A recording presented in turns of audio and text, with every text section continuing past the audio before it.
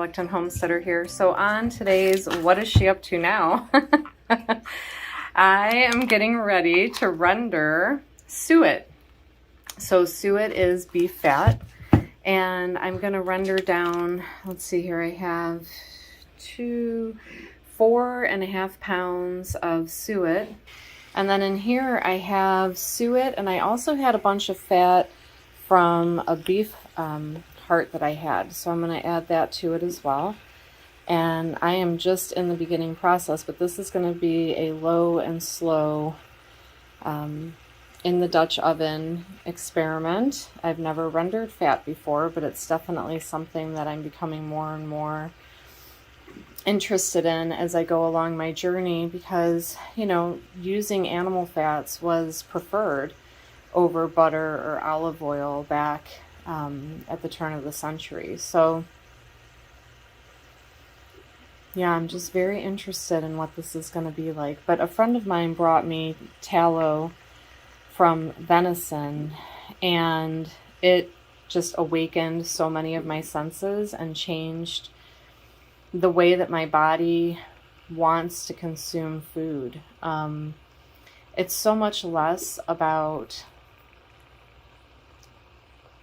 the what I'm eating as much as the nutritional density of what I'm eating. So if I'm going to saute vegetables and I have olive oil, or I have lard, or I have duck fat or tallow, what I notice is that the same vegetables that I eat with the olive oil are not as satiating to me as they are when I cook them off in tallow, or the duck fat especially. So there's something about the density of the fat itself that's really nourishing my body. It's helping my brain health. I know there are a ton of myths out there about animal fats and cardiovascular health, and a lot of those have been persuaded to be not full quote-unquote facts. There's a lot of information. Some of it is fact and some of it is agenda.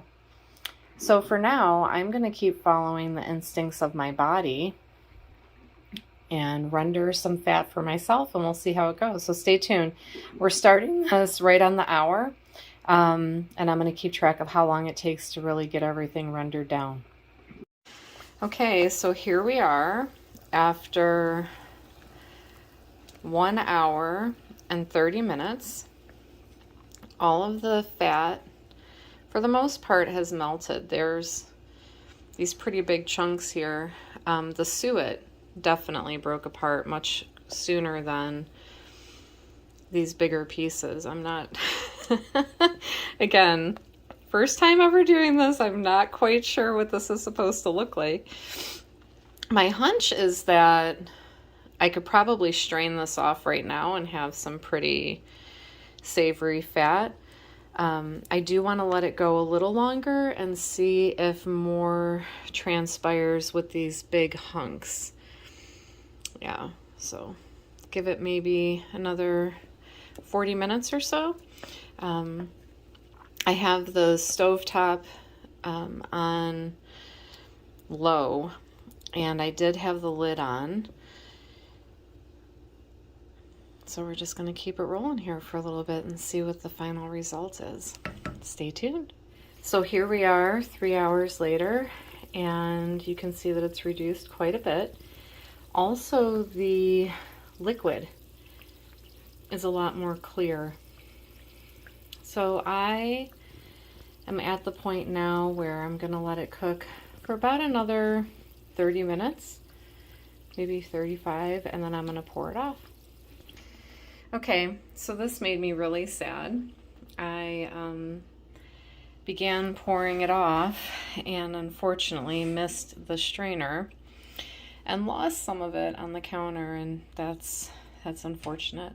I'm actually going to put these bigger chunks back into the pot and see if I can cook them down just a little bit longer. I'm going to cut them up a little bit finer and see what we can get from that. But look at this liquid gold. Oh my goodness, isn't that beautiful?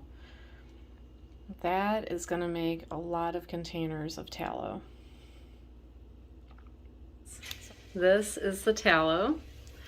Look how beautifully golden that is. Ah, that color is striking. It's so pretty. And once it hardens, it's going to turn white. Isn't that cool? It's going to turn completely white. So here we are. Tallow 101 is nearing completion. I'm going to share with you a final video of everything once it's hardened. So here we have the final product, and look how beautiful. It turned a really nice creamy white. There are 16 ounces in the small jars, and then 8 ounces, 16 ounces, another 8 ounce, and then a 32.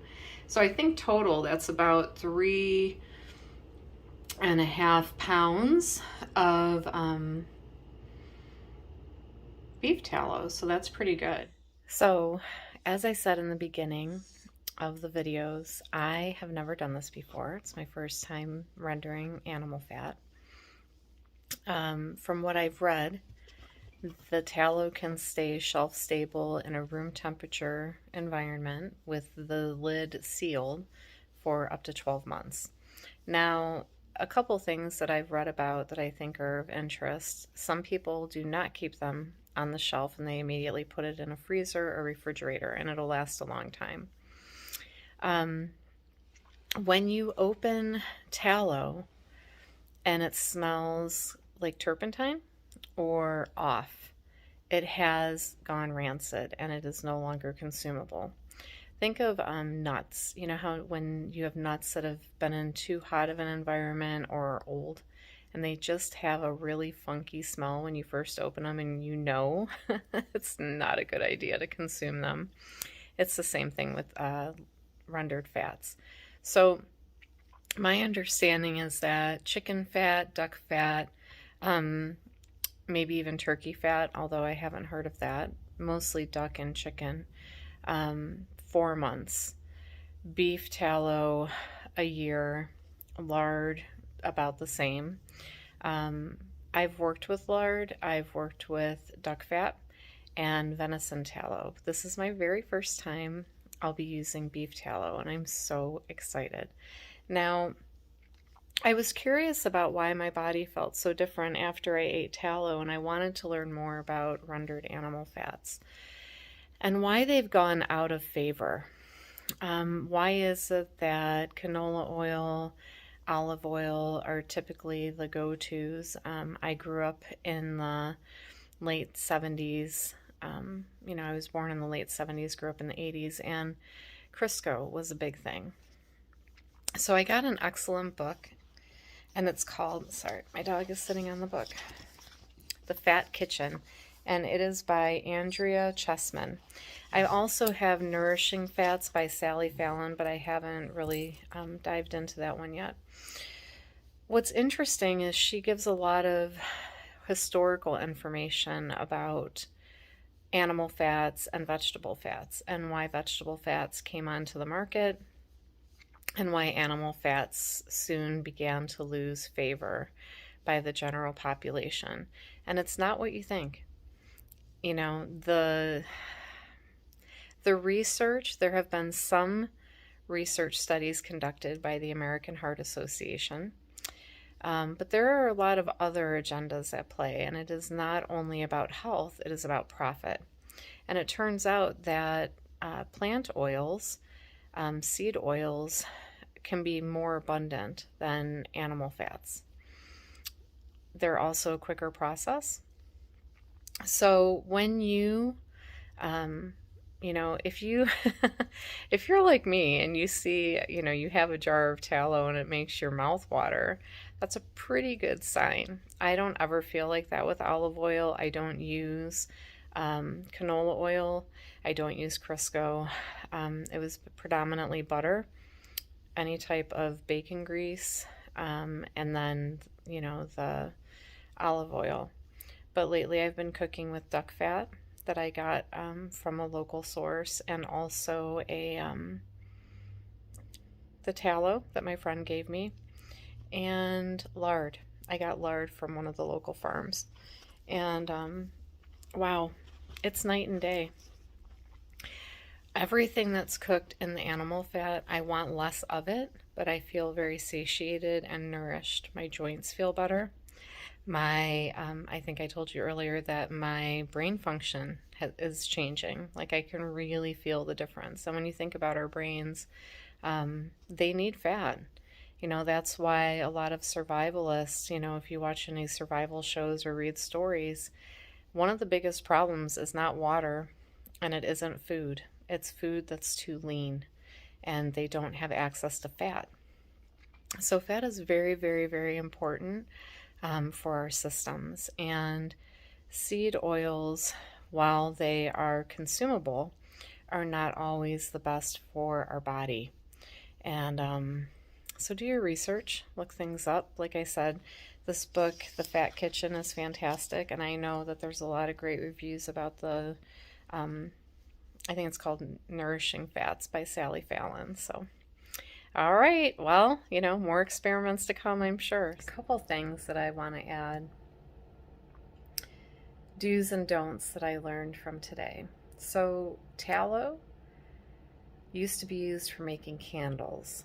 And I say that because you can imagine the viscosity of it once it hardens. It gets really, really waxy and hard.